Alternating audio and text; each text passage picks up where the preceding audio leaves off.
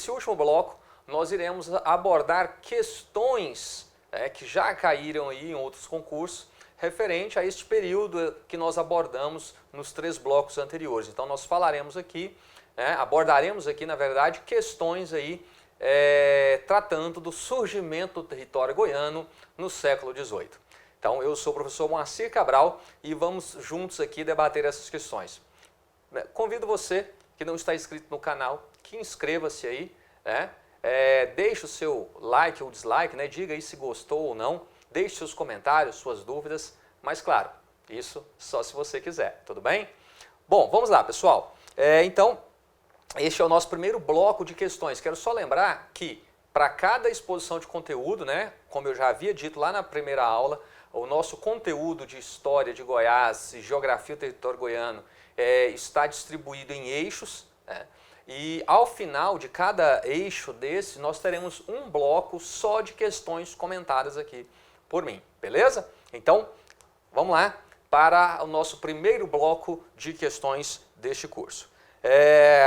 Questão número 1 aí, o EG, o Núcleo de Seleção da Universidade Estadual de Goiás. Tá? A história de Goiás não começa em 1722, com a bandeira do Anhanguera, como que era a versão tradicional, pois há milênios a região já era habitada por indígenas.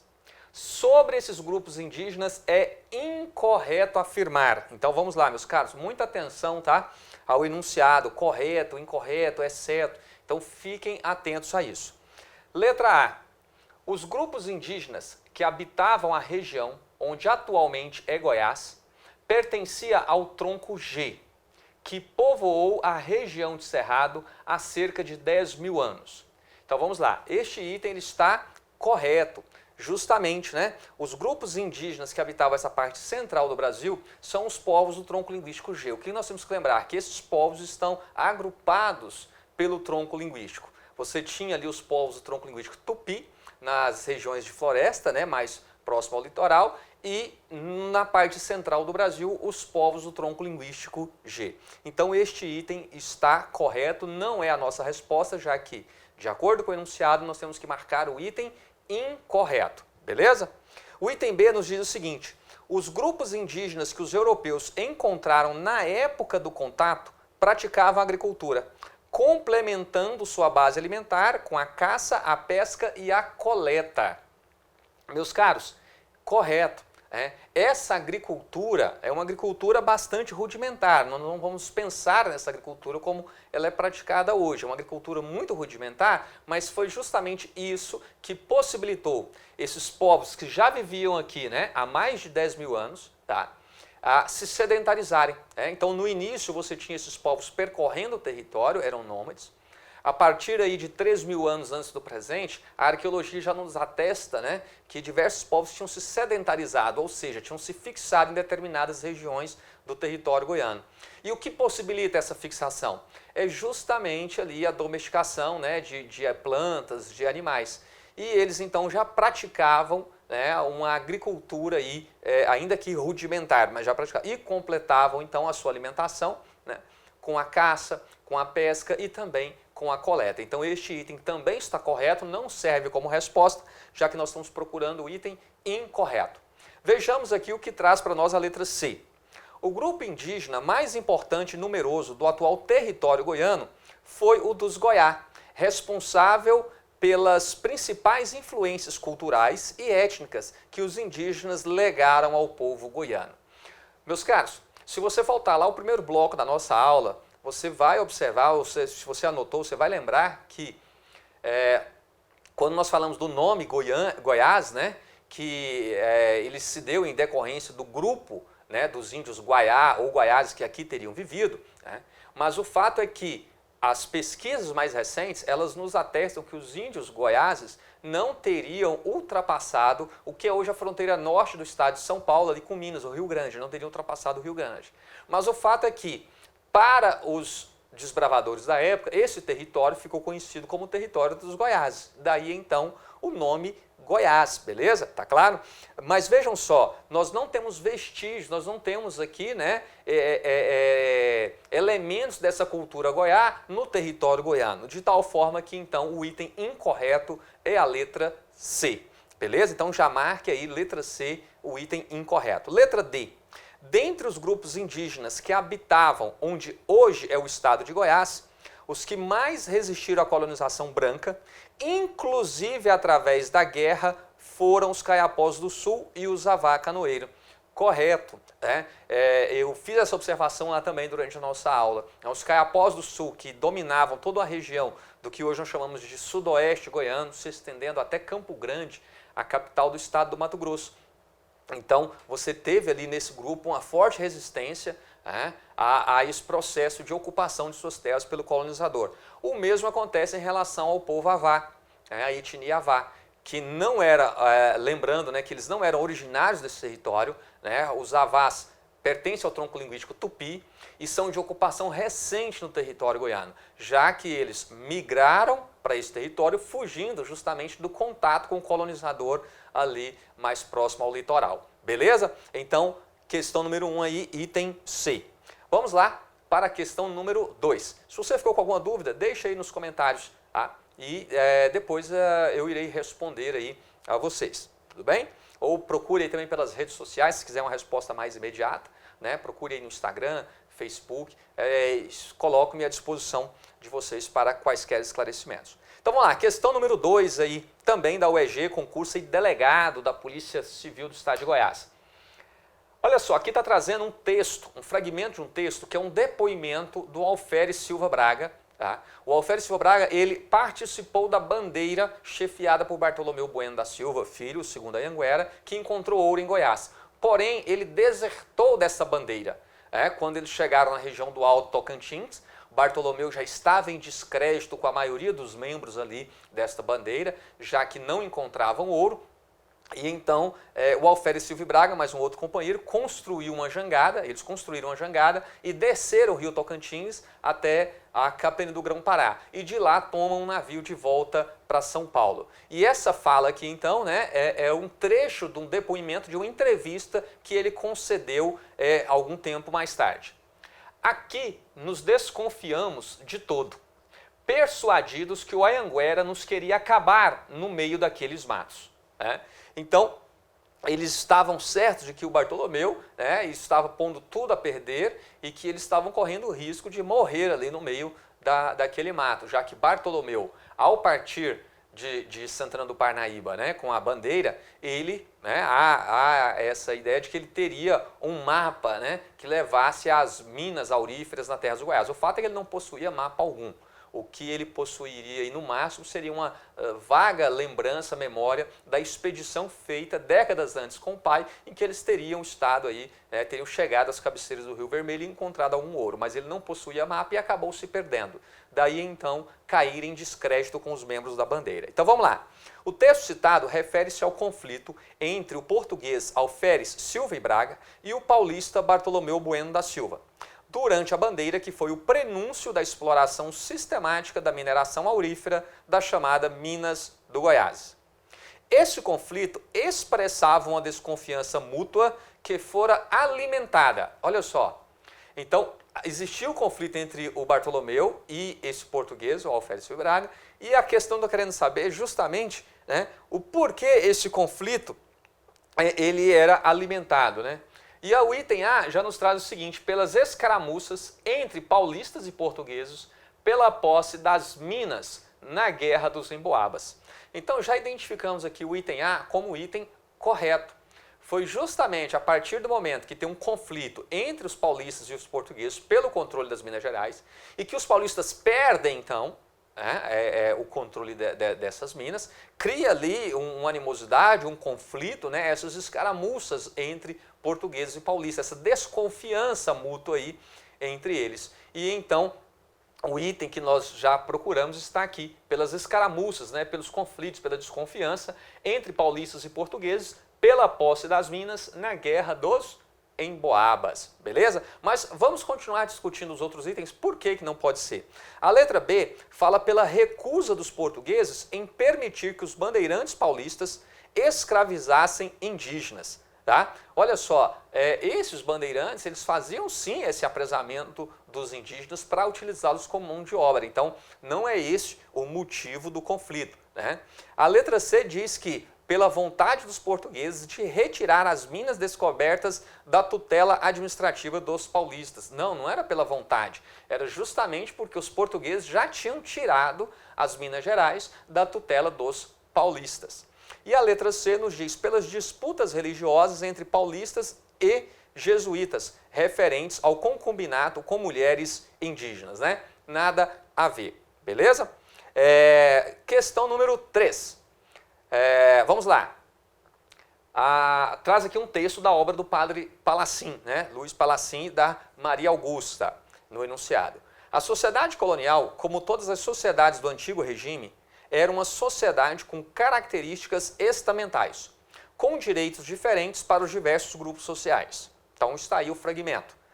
Em relação à sociedade colonial em Goiás, marque a alternativa incorreta. Então vamos ficar atentos a isso, a incorreta. O item A nos diz o seguinte: em Goiás, seguindo a prática administrativa do Estado português, formou-se uma elite política que ocupou os principais cargos por meio da compra do direito de exercê-los por certo período. Muito bem, este item está correto.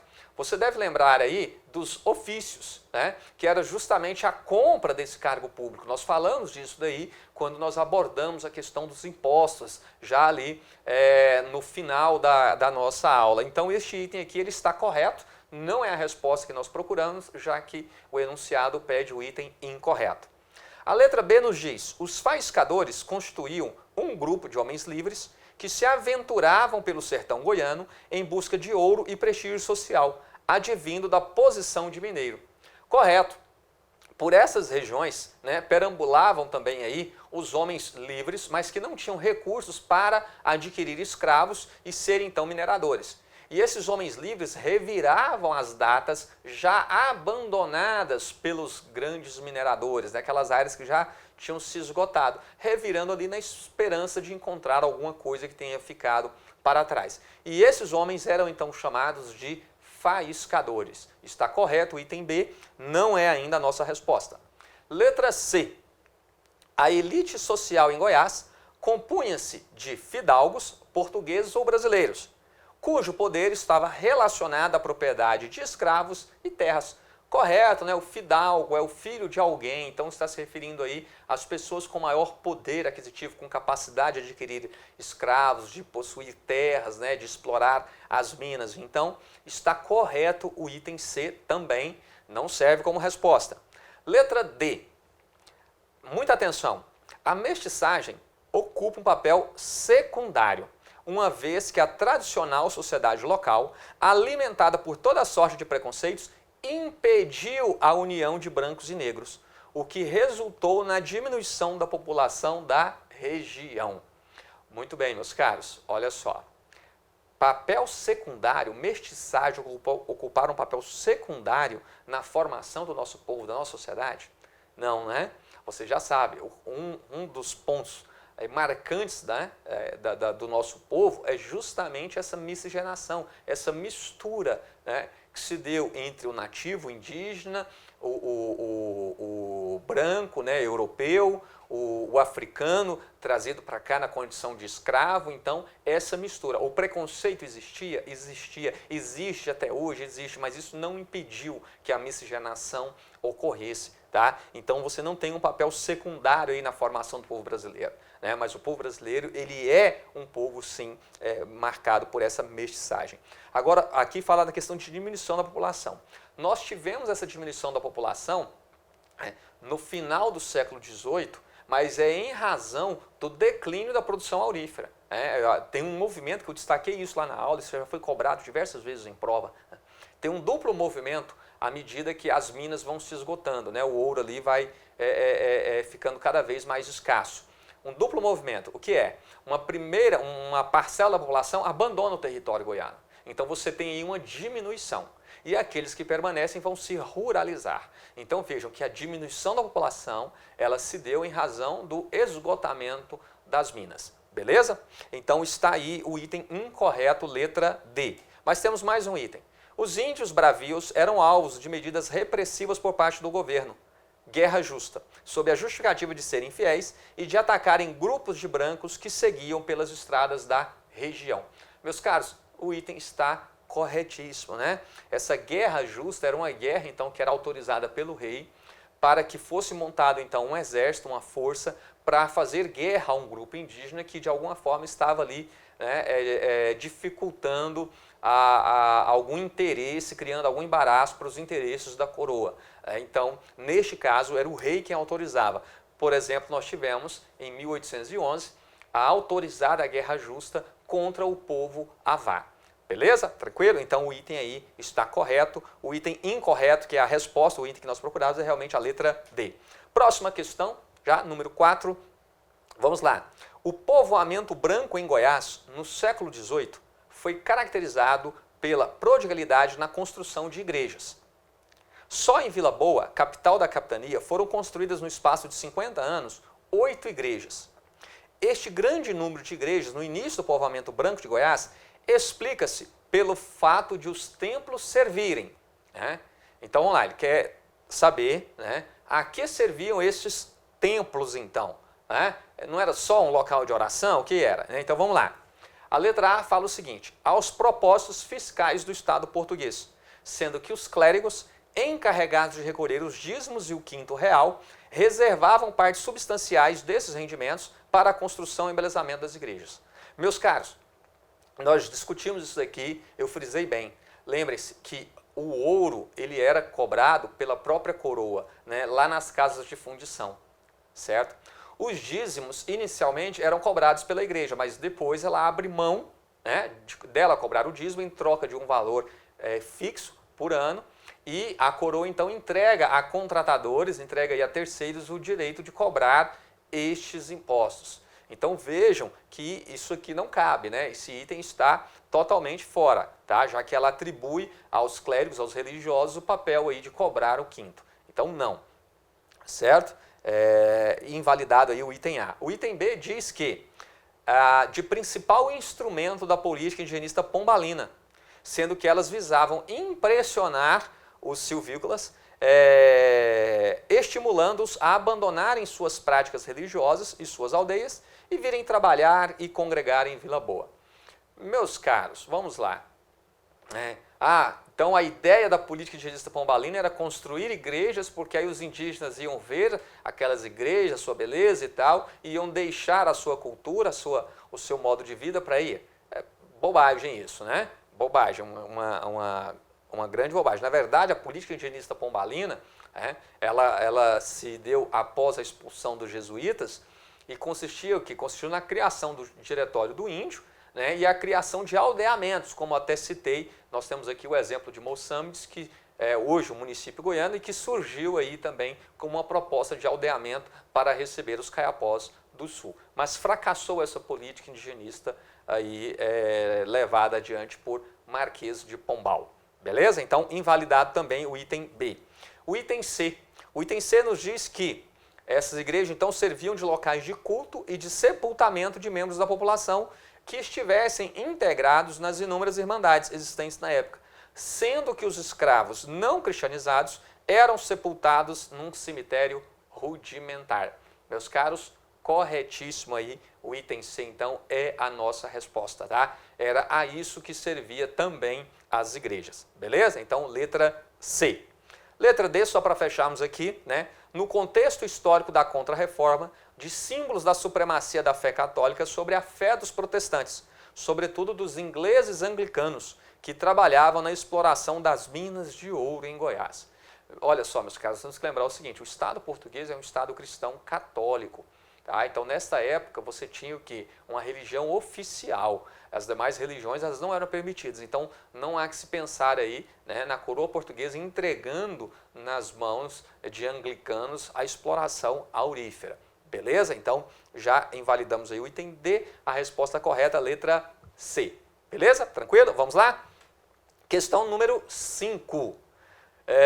O brilho e a escassez do metal precioso são marcas de nascença do mundo goiano entre os séculos XVIII e XIX, que lentamente foram apagadas pelos rastros das boiadas e pelos trilhos do trem. Nesse longo processo de formação, destaca-se o seguinte fator. Então vamos lá. A herança do período minerador permitiu a acumulação de capital suficiente para a formação de um grande rebanho bovino, que permitiu a Goiás, no século XIX, transformar-se no principal criador de bovinos do Brasil. Meus caros, lembre-se, não ficou nenhum excedente dessa produção aurífera em Goiás. Tá? Então não podemos falar aí, né, nessa acumulação de capital para a formação de um grande rebanho. Lembre-se, a pecuária ela foi se desenvolvendo lentamente como a principal atividade econômica para Goiás, né, aí após o declínio da atividade mineradora. Vamos lá, a pecuária desenvolveu-se de forma extensiva e ganhou projeção graças à capacidade de deslocamento dos animais para os mercados consumidores. Exato. O Goiás estava numa situação de isolamento em relação ao restante do país, daí então a dificuldade de se exportar outros produtos, e o gado é uma mercadoria o quê? Autotransportável, né? O gado vácuo é uma mercadoria o gado ele não precisa de transporte, ele vai sendo tocado, ele vai com as próprias pernas ao destino. Então o item B é o item que está correto. Letra C, só para comentar. O transporte ferroviário ingressou no território goiano no final dos anos de 1920, proporcionando forte modernização da economia por meio da agroindústria. Não, meus caros, a ferrovia ela entra em operação em Goiás, mais precisamente em 1913, tá? Não no final dos anos 20, em 1913. E você não tem essa modernização, forte modernização da economia por meio de agroindústria. E nós já vamos falar dessa modernização aí a partir da década de 80, beleza? Tranquilo? Então, invalidado o item C. Vamos só ver mais um item aqui, né? Letra B. Vila Boa acompanhou os distintos ritmos de desenvolvimento econômico de Goiás. Da extração do ouro à implantação das ferrovias, a cidade manteve-se como o polo de desenvolvimento econômico até o final de 1930. Meus caros, não. O primeiro governador de Goiás, Dom Marcos Noronha, que assumiu o governo em 1749, ele já sugeriu para a coroa a transferência da capital, né, de Vila Boa para Meia Ponte. E depois de Dom Marcos Noronha, vários outros governadores sugeriram também a transferência da capital de Vila Boa para outras regiões, para Meia Ponte ou para outras localidades também. Isso por quê? Porque Vila Boa estava deslocada do eixo de desenvolvimento desse território. Tá? Então, desde o princípio, o primeiro governador já levantava a necessidade de mudança dessa capital que se efetivou na década de 1930. Beleza? Então ela não acompanhou aí esses distintos ritmos de desenvolvimento econômico. Não, ficou ali restrito realmente àquele primeiro momento da exploração aurífera. Tá? Beleza? Tanto é que a Meia Ponte, né, apesar de não ser a capital era a cidade de Goiás ao longo do século XIX, mas Meia Ponte estava ali rivalizando com a capital, né, a todo momento, como o polo irradiador da cultura. O primeiro jornal que surge no território goiano no século XIX é em Meia Ponte, não é na cidade de Goiás. Tá? Então, para vocês terem uma ideia aí que Vila Boa, né, estava deslocada nesse território. Então, beleza, vamos para a próxima questão. Vamos lá? Esse bloco vai ficar um pouco extenso, tá? Eu separei aqui bastantes questões e eu quero trabalhar todas com vocês. Nós vamos fechar aqui todo o século XVIII aí, que marca o surgimento do território goiano. Beleza, meus caros? Então vamos lá. Questão número 6. Nas últimas décadas do século XVIII e princípio do século XIX, a situação econômica da capitania era crítica. A palavra decadência é a que mais se encontra entre os vários apelos e lamentos daqueles que a habitam, sejam provenientes das autoridades governamentais, sejam de elementos do povo. Tá aí um texto aí, tratando do território goiano aí, no século, transição aí da economia mineradora para a água pastoril. O texto citado aborda a crise da produção aurífera em Goiás. A consequência dessa crise foi Então vamos lá. Quer saber a consequência da crise da mineração em Goiás? Letra A. Incremento na arrecadação tributária como consequência do controle do contrabando ser mais eficaz na atividade agropecuária. Não, meus caros. Lembrando que Com o declínio dessa produção aurífera, à medida que vai declinando, você tem uma diminuição da população e aquela população que permanece vai se ruralizando. E você tem um lento processo aí de expansão da pecuária.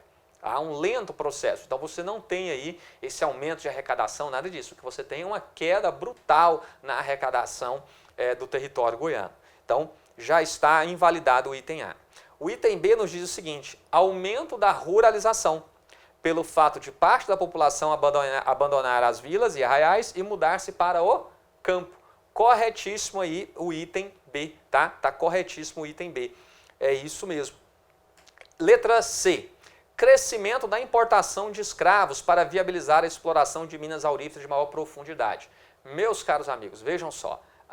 Essa exploração aurífera em profundidade, ela foi intentada, mas ela não teve êxito. Então, com o declínio da atividade mineradora, você tem uma diminuição na importação de escravos, beleza? E não um crescimento. Letra D. Acréscimo da atividade comercial em virtude do aproveitamento de capitais antes empregados na mineração. Pelo contrário, você tem uma diminuição da atividade comercial, já que uma parte da população vai embora e aquela que permanece, na sua maioria, vai se ruralizar. Então você tem um comércio aí de pequeno porte, um comércio estagnado. Beleza? Próxima questão, número 7. Abordando aqui a guerra ofensiva, né? Contra os Avá. Vamos lá? A guerra ofensiva perpetrada contra os Avá canoeiro durou até a década de 1960. Praticamente 100 anos de conflitos contínuos entre colonos e indígenas, tendo como consequência a redução da população. Beleza, então está falando aqui dos conflitos. O texto citado refere-se ao importante grupo indígena de Goiás, os Avá canoeiro, praticamente dizimados em decorrência da guerra com os colonizadores. O motivo deste conflito é decorrente. E aí, meus caros, é decorrente de quê? Letra A. Da especificidade da língua macro-G, falada pelos Avá canoeiro, que inviabilizava a sua catequização, pois destoava da língua geral utilizada pelos jesuítas para a evangelização indígena. Vamos lá, meus caros. Olha só. Língua macro-G falada pelos Avá, observe que eles eram do tronco linguístico tupi, né? Eles são de ocupação recente aqui no nosso território. Então já invalidamos aqui o quê? O item A. O item B nos diz do desejo dos colonizadores de apossar-se das terras habitadas pelos Avá, já que elas, situadas na bacia do Rio Vermelho, eram ricas em ouro. Também não, né? A bacia do Rio Vermelho foi aquela já ocupada por Bartolomeu quando ele chega. Os Avás, eles ocupavam o Alto Tocantins. Então invalidamos também o item B. Lembrem, né, que eles vieram, a teoria que se tem é que eles vieram subindo o rio Tocantins e se instalaram na região ali, conhecida como Alto Tocantins. Letra C. Do deslocamento da exploração agropecuária para o norte da capitania, quando fazendas de gado foram estabelecidas em território habitado pelos Avá canoeiro. Aqui sim, meus caros, olha só, preste atenção. Deslocamento da produção, da exploração agropecuária para o norte, correto. À medida que você tem então ali, né, o esgotamento das minas, o processo de expansão da pecuária, então esse território desperta o interesse aí desses colonizadores. Então você tem o acirramento do conflito com os Avá. Corretíssimo aí, letra C. Só para fechar, fala aqui de que a letra D da miscigenação étnica entre os Avá canoeiro e os quilombolas, o que lhes possibilitou condições de atacar engenhos, colocando em risco o sistema escravista. Beleza, meus caros? Então, este item também está invalidado, já que você não tem aí essa miscigenação, essa história de miscigenação entre os Avás e os quilombolas com o propósito ali de atacar engenhos e tal, nada disso. Certinho? Tranquilo aí? Tá boa? Então vamos lá, mais uma questão, questão número 8. Tá? É sobre a sociedade da agropecuária goiana, porém que temos um manancial de informações capaz de retratar, perceber, caricaturar e imaginar a sua face mais representativa. Dessa sociedade irá se extrair o conceito capaz de resumi-la em uma só palavra e de inseri-la numa imagem capaz de eternizações memoriais na redoma da historiografia que a envolveu por séculos. a decadência. Então está falando aí, é um texto do Nair Chaú, tá? Um grande pesquisador aqui, professor da Universidade Federal de Goiás.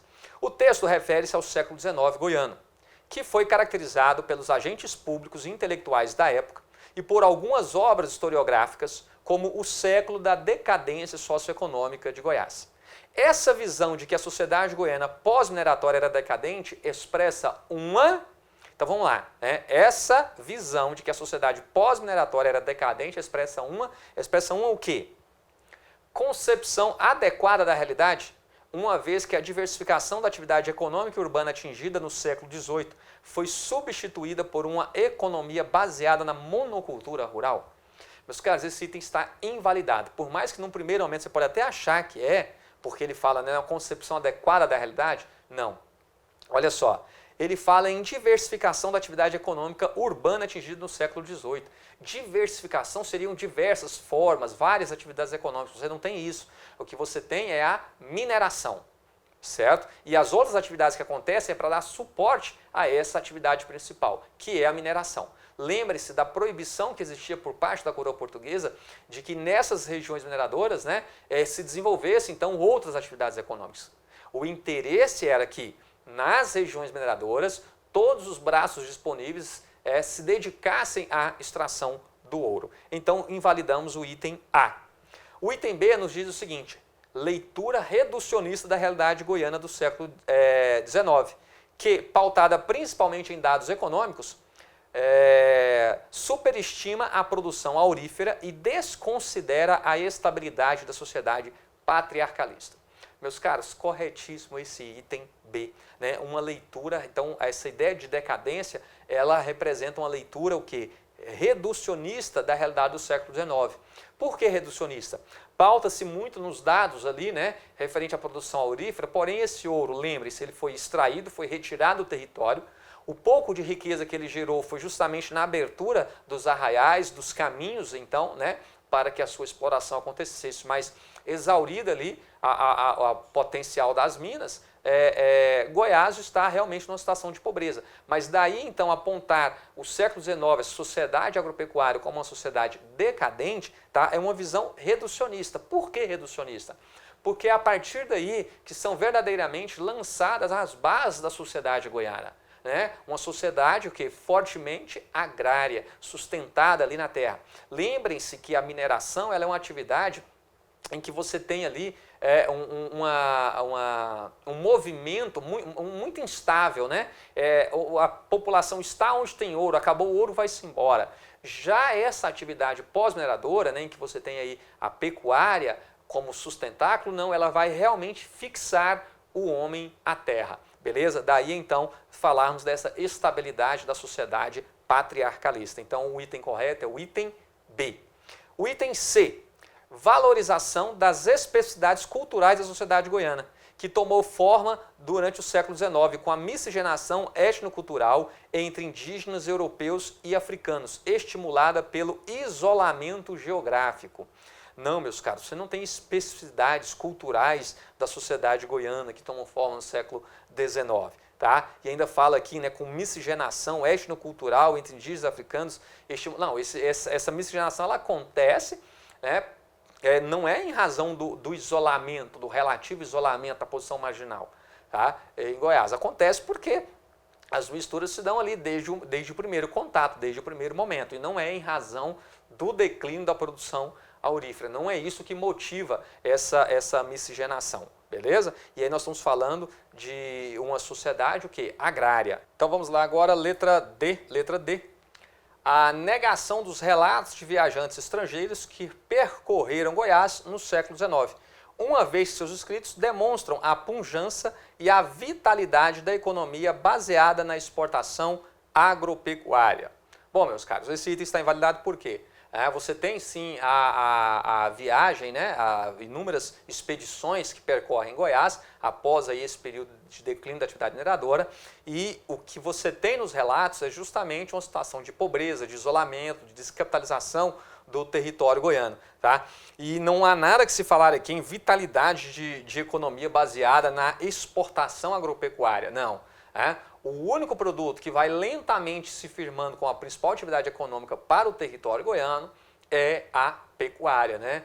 Graças aí à capacidade de autotransporte dos animais para o mercado consumidor.